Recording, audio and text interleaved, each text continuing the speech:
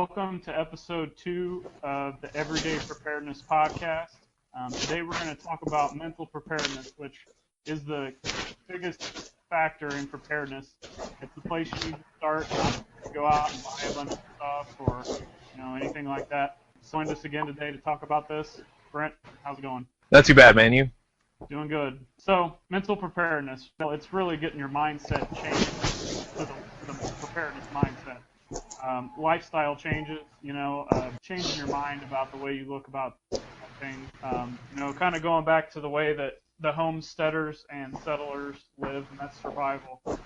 When the people were coming to the country and establishing themselves, they weren't worried about 75-inch TVs and the latest iPods and iPhones waiting in line, or waiting in line to kill people for tennis shoes.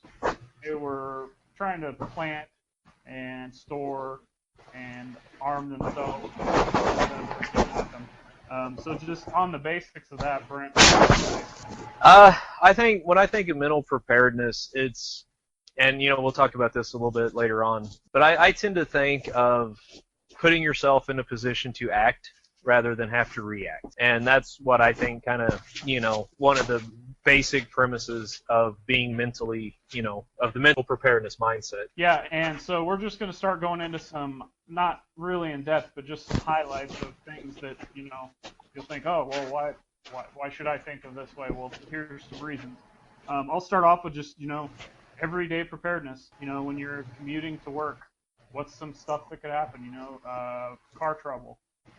Even just as little as having, this sounds stupid, but some people run around with their cell phones not charged. So you got a backup battery or a backup charger that's not a car charger, If you can't change a tire or you can't fix something, you can at least call somebody that can. Extra change of clothes in your car, some extra food and water in case you get stuck in a traffic jam or there's, an accident, you can't move for a while, car doesn't start. And then adapting to the weather in your vehicle while you're driving, having an extra coat, having something to keep you warm, like some hand warmers, blanket, something like that. What else can you think of? You pretty much covered it, really. I tend to think, you kind of got to look for some of the weirder things too. I know, like my wife's car, it's set so low that it's like almost impossible to get a jack underneath it whenever you get a flat tire. And, well, that's kind of a problem, if you're wanting to change a flat and you just, can't. Yeah. So what we started doing was we have to keep a couple 2x6s in the car. And that way, if, we do have a flat tire, I can just stick those under the tire and either back over them or, pull over them, whichever. And that raises the car up enough that I can get underneath it. So, there's weird things like that I think a lot of people may not think about until they're like, oh, crap, I can't do this. Yeah, using extra tools, to thinking outside of the box to solve a problem that you didn't have tools for in the first place. So more on the everyday preparedness is just your EDC, everyday carry, and I'm a huge proponent of everyday carry, all from basics, from having a couple of extra ink pens all the way up to any kind of self-defense tool, or I have a little Max Expedition packet that I carry, and if I did not have Excedrin in there for all the headaches I get throughout the week, I don't know what I'd do. And how many times have people been needing small everyday medication like Excedrin or aspirin or something, or Band-Aids, or batteries, spare batteries for anything, chapstick, all that stuff you can keep on you, so when something arises like that, you don't have to worry. Do you have anything else to add to the everyday carry?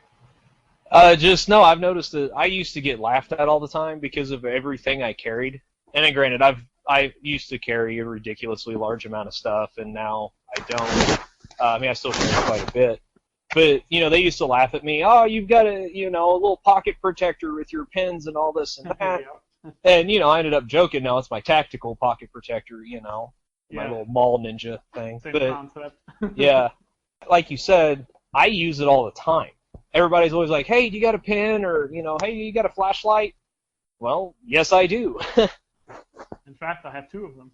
Right. And, like I said, people, they used to laugh at me, but they seem to always want to come to me whenever they need something too. That's exactly the same thing that happens to me all the time. And it's, in fact, I've had people ask me, hey, can you do this for me only because I carry a flashlight? Or Right. only because I have a really tiny roll of Gorilla Tape or something.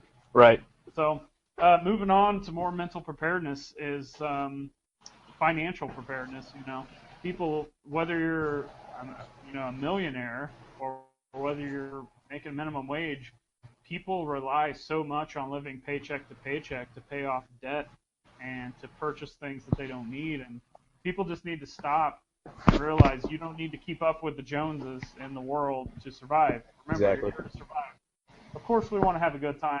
We're not saying you need to stop having fun and not enjoy your life and just prepare and bunker down and none of that crap. You just need to be thinking ahead of time about what you need and what you want. And if you do want something, not immediately going into debt to do it, but making sure you can cover all of your bases, your bills, your food, anything else that you actually need before you purchase that kind of stuff. What do you got to add on that?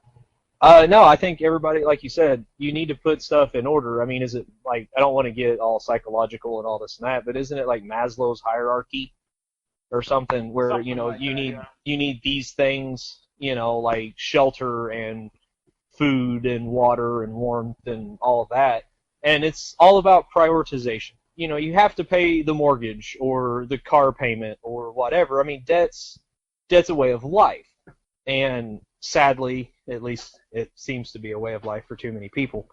But there's a way to use that to your benefit, but you have to make sure that you're in a position where you're using it. You're not a tool of it, and it uses you. Yeah, that's exactly right. And, prioritize, like you said, prioritizing the debt. You mentioned the mortgage in the car. I don't know too many people that can, live or at least live comfortably without a house or a car. I mean, Right.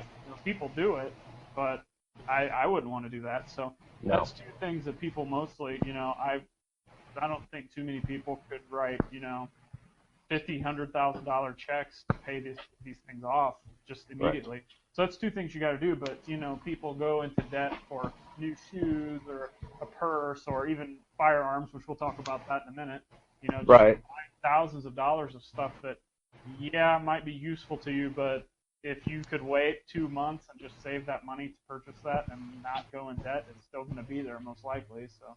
Right, and even those people that have to buy the new 6,000-inch zero-turn lawnmower or whatever ridiculous thing, and they're paying $5,000 for a lawnmower to mow like a quarter-acre yard. Yeah, and it's like it's great. It takes you 15 seconds, but really?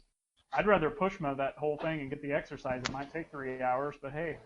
Well, exactly, and you're actually killing two birds with one stone because, I'm sorry, if you're not physically fit enough to push mow a small lawn, are you really that prepared? Yeah, and that's another thing we could get into immediately following that is personal safety, which has to do with, physical fitness. And I'm by all means not physically fit, I guess you would say. I mean, I'm not obese or anything, but I don't go work out. However, I do watch my diet. I try not to spend a lot of money on junk food. So that's just something basic. I try to grow a lot of my own food so I can cut costs there too, which goes back to financial. So that's part of personal safety is just taking care of yourself on the basics, and then getting into situational awareness, which, we could do multiple shows on this. Brent, I'll let you take this one. Well, just to add to, the physical fitness and all that, too many people, and I don't know if this is really just an American problem or just a world problem now, but you see a lot of people that it seems like they just live to eat. Yeah, and definitely. You spend, of course, I'm not big on going out and eating fancy dinners and all that. I'd rather grill something at my house and not have to be around a lot of people. But, they go out and they spend $100, $200 on dinners. And I just, that's a lot of money that you don't have to do. I'm not saying you just eat the bare minimum like, you're some monk in a monastery. But it's just, you don't have to go overboard and go crazy, and a lot of it seems to be like a status symbol, like, oh great, I can go pay $400 at the restaurant and, show the picture on Facebook and everyone's real impressed. I like the Facebook thing, that's so true. Well, and sadly it is, I mean, you don't get me wrong, I'm on Facebook. We're, making a page for this website and everything for Facebook. But it just seems a lot of people, it's almost like what they can show off, but that's a whole different topic. Yeah, no kidding. Yeah, situational awareness, go ahead. On situational awareness, excuse me, like I said at the very beginning of the show, in my mind, what I consider situational awareness is to put yourself in a position to act rather than react. You can go online and search study after study after study. Your actions are faster than your reactions. And, I don't want to get too, bogged down with anything, but it's looking for a solution to potential problems in the future. And it ties into everything. That's why I said I think it is probably the most critical aspect of beginning a preparedness mindset. And, it's not the, you walk into a building and you look at all the exits, you find all your hiding points, and you start staring at everybody and, thinking, the next guy's some secret ninja that's out to get you from the CIA in China. Paranoia, which is what most people think when you start talking about this. Right, and that's not it at all. We've got an article posted, and like I mentioned, a personal example in there that happened to, you and me. Yeah, right. Mm-hmm. And, it was just as simple as we noticed a group standing on the corner that looked a little shady. Okay, call me judgmental, but whenever they asked for a cigarette and we were far enough away, I heard them say no. They look like bikers. That kind of bothers me. And, I mean, we don't really look like, of course, you kind of do with, the big beard and, all that. But I'm the farthest thing from a biker anybody's ever seen. It was just, that tells me there was something else on their mind other than needing a cigarette. Yeah. And that's just something I just now thought of. You saying that is, making yourself look like a target. That's right. That's thinking ahead. That's being situationally aware of where you're going to go that night. People, they just don't even consider this stuff. Or if you either need to stand out, as in, hey, you don't want to mess with me, like what you just said. Right. Nobody, most people aren't going to mess with bikers, of course. But they think to blend in. Look average. There's certain ways you can even just dress, or your body language can put off signals that people can take advantage of you numerous ways. Right, and even just to go even simpler than that, look at all the people that walk around. I know everybody's seen them, and oftentimes the videos are quite hilarious, but they're just looking at their cell phone the whole time. Their head's down, maybe they got the headphones on, and the whole time they're just looking down, and they're not even looking ahead. And, that's just a basic thing. Look where you're going. That's a simple place to start. But like I said, it's, looking around, just kind of checking, taking a feel of the mood of the area you're in. That's not paranoia. Now, if you're sitting there sweating and, you got your hand on, your concealed carry and you're looking at all the exits wondering who's going to stab you, you might want to get help for that. But, I don't think most people have that, even though that's what they think of whenever you talk about, kind of keeping your head on a swivel. Yeah, basic stuff like we've got cameras on my exit door at work, and I can see on a monitor before I step out the door 2 different angles of what's out there. And there's been a couple times there's been running cars like a foot from it, so I took a different route because I didn't know who was in the car and what they were going to do. And, were they waiting for somebody to step out of the door? I didn't know. So, or if you're sitting in traffic, that's another thing I like to do. If you're stopped at a stoplight, even if there's no cars around you, check your mirrors, look around, make sure how many cars are coming up on you. I've actually personally know people who have been stopped at stoplights or stop signs in smaller town, rural area, and people have actually come out of the ditch and tried attacking the car. So that's just very, very basic, paying attention to what's going on around you. And like you said, sadly, people do not do it ever. Right.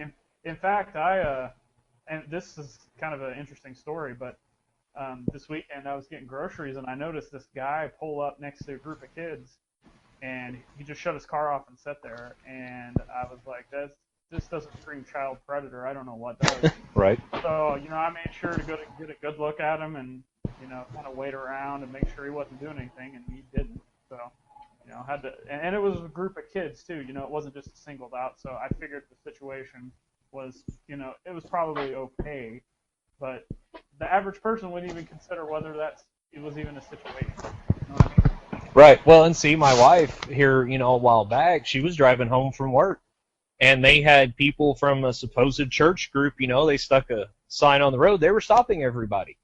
They were driving down this road. And, they, like, my wife rolled the window up, they were hitting on the window. And, thankfully she pulled out a taser, and the guy managed to, decided he needed to leave her alone. But, it was still, they ended up having the cops called on them. They weren't with any church group or anything. They were looking for people to rob. And Go ahead. I was just going to say, I mean, just to, change topics from that, the situational awareness ties into everything. Like you had mentioned earlier about having stuff in your car. It's as simple as looking like, okay, what's the weather situation going to be? Do I need to bring a coat? Do I need to bring, a poncho? I know both of us, we keep get-home bags in our cars. Yep. Or with us, wherever. And, you're not going to have the same one for summer that you have for winter. There's going to be a couple things that you want to change, like your extra clothes and stuff like that. So, I mean, it's as simple as just checking the weather as well, too. Yeah, and I've got a STOG, those trench tools. Right.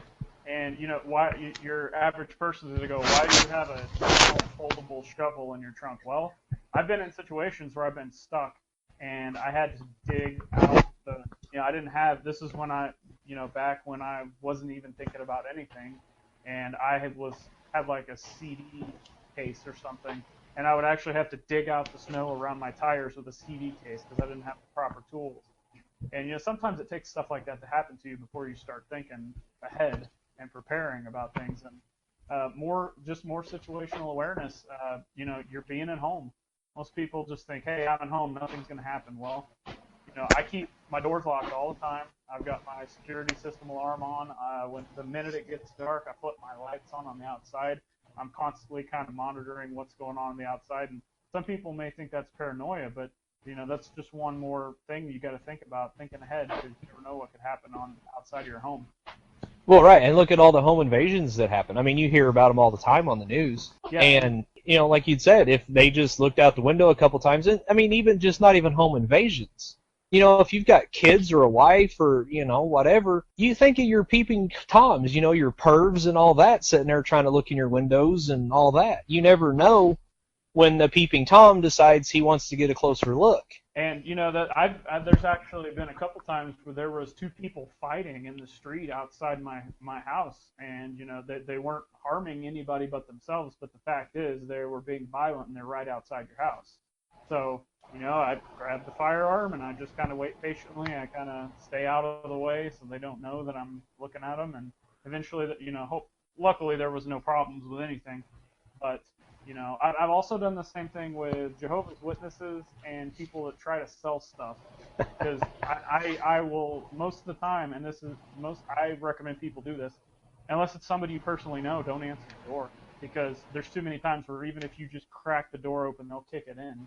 Right. You just don't know what's going to happen. Yep. So that's pretty much it. I mean, we summed up. One more thing I'll mention before we close out here. You're talking about the bug-out bags and the get-home bags. That's stuff you can have in your house, in your car, just anything from. I mean, these things are so versatile and customizable to people. What I need may not be what you need, but may not be people listening need. Right. And anything from an extra pair of shoes, especially if you wear dress shoes at work, to extra clothes. Maybe it's a firearms store, some extra food. Oh, we didn't talk about that too. We need to get to that. Yeah. I keep thinking about things as self-defense Right. tools. Obviously, your mind with the situational awareness is the number one thing that you could have. But there's other things you can use, and obviously, concealed carry, a firearm is your number one option. Ultimate equalizer, regardless of your size, age, or physical situation, whether you're handicapped or whatever. But there's other things too. I mean, obviously, some people aren't going to be able to carry guns at work, so there's options like concealable options that your average person is not going to think about and not even going to consider thinking to have. Pepper spray, preferably the foam or the gel, but not the little crappy keychain attachment. But pepper spray is an option. You can do, there's Kubatons. I know a lot of people carry those, and if you have the Yep. right training, you can go with those, and then you can even improvise like tactical pens.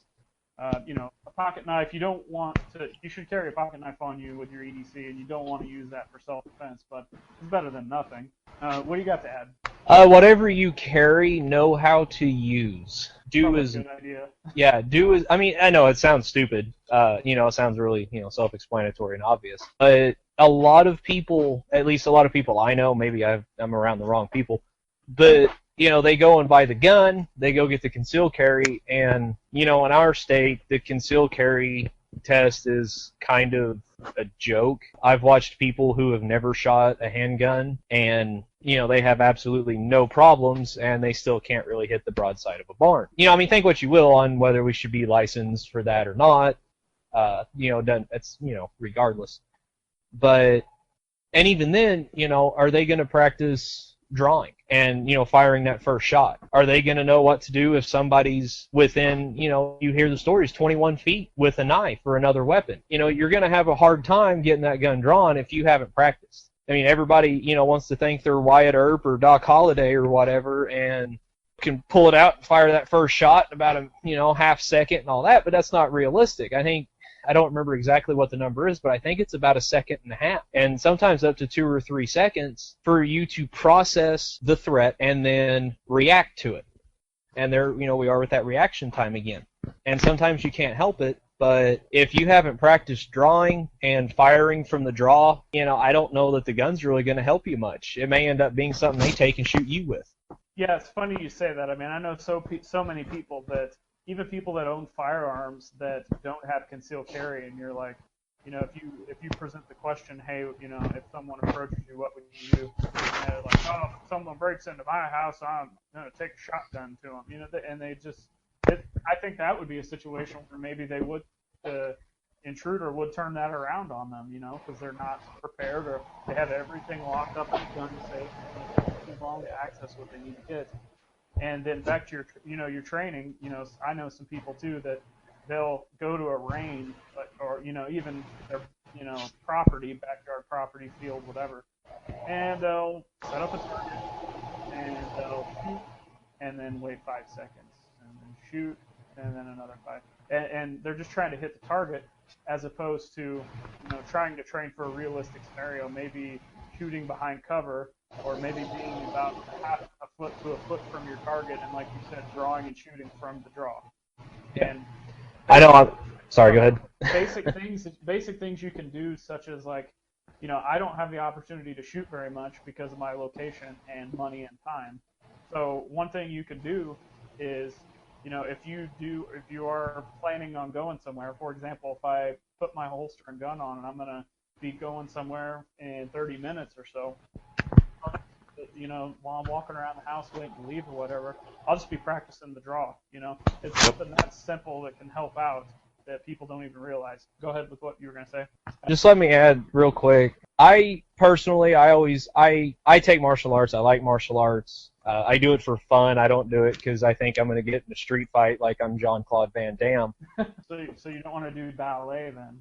Exactly. I am not a ballet dancer. So let me change that to Steven Seagal, or at least, he actually did, some cool Aikido stuff. But anyway, I mentioned the 21 feet, and that's what they have said over and over again, and a lot of studies are starting to show it's actually further than that. That if somebody's wanting to stab you, chances are you are not going to get to draw before you have some extra holes in you. And, you do not want to get into a knife fight. I've taken some knife fighting classes, and until you take one, you do not realize how gross and nasty a knife fight can get. Thankfully, I haven't been hurt, but I've come with some bruises all up and down my forearms.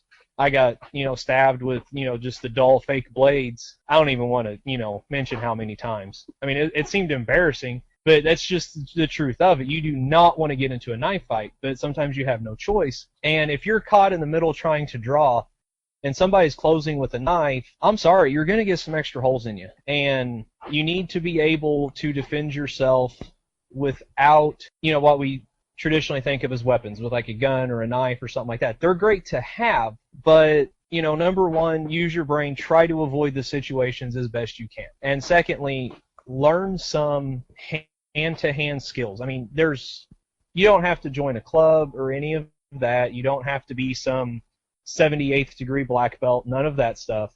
They offer seminars for real life situations. A ton of schools do.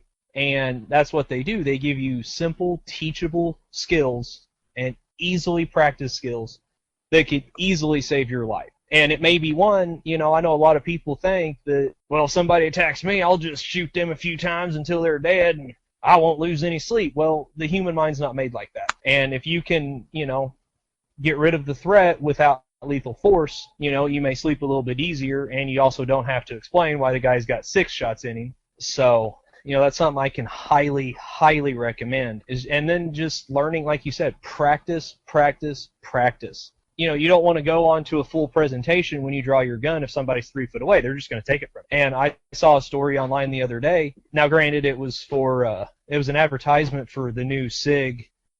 I don't remember what the gun is now. There's a new SIG kind of short barrel. They were talking about how the myth of the shotgun being the best, weapon of choice in the home. I know for me, my wife, she hates shooting my 12 gauge. She absolutely hates it. So it's not a good weapon of choice for her. And it's not for everybody. And plus, if you're going around, it's dark, it's late, you're hearing a noise, you're disoriented. If you're like me, you don't even have your glasses on, so you can't really see crap. That, or you're tired and all that.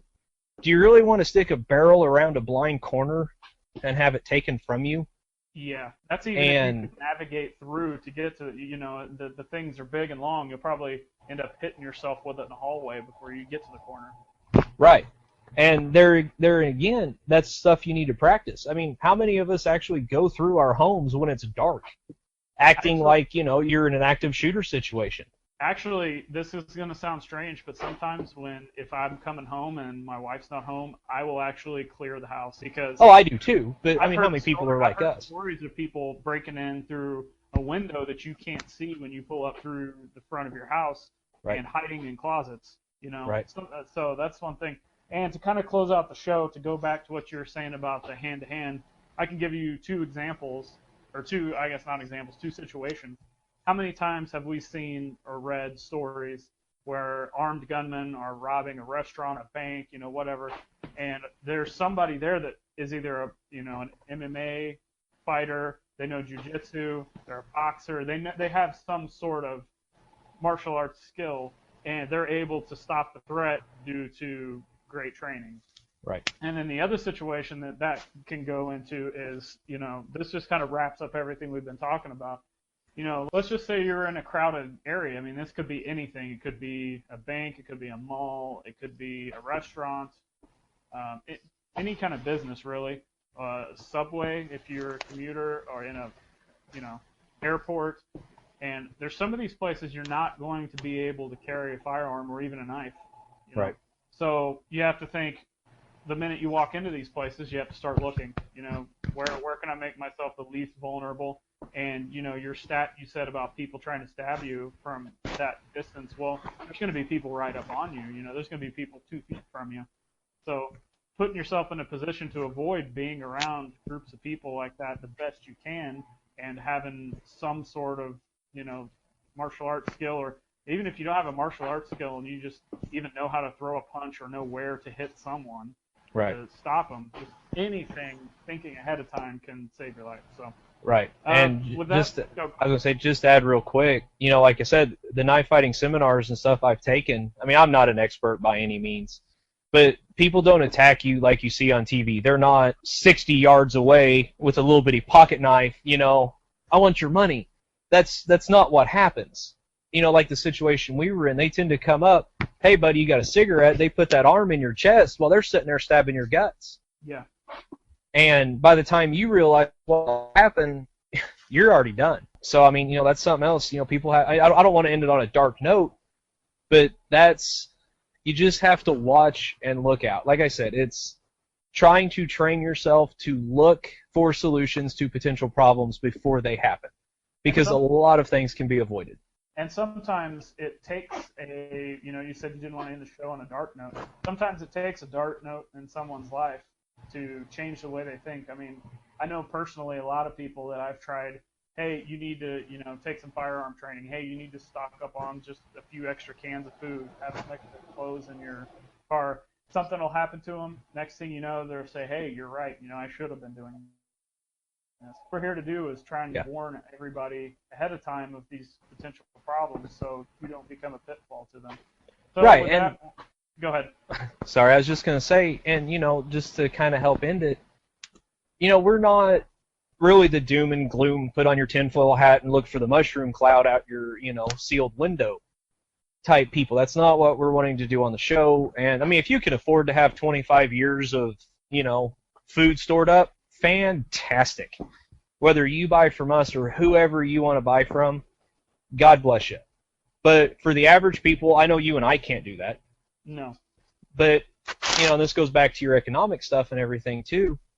It's as simple as buying a couple extra cans of food when you go. You don't have to go nuts with any of the stuff. Yep, that's exactly right. So, I mean, we'll get into all of these topics, later on down the road in a whole lot more detail. But that pretty much sums up the mental preparedness.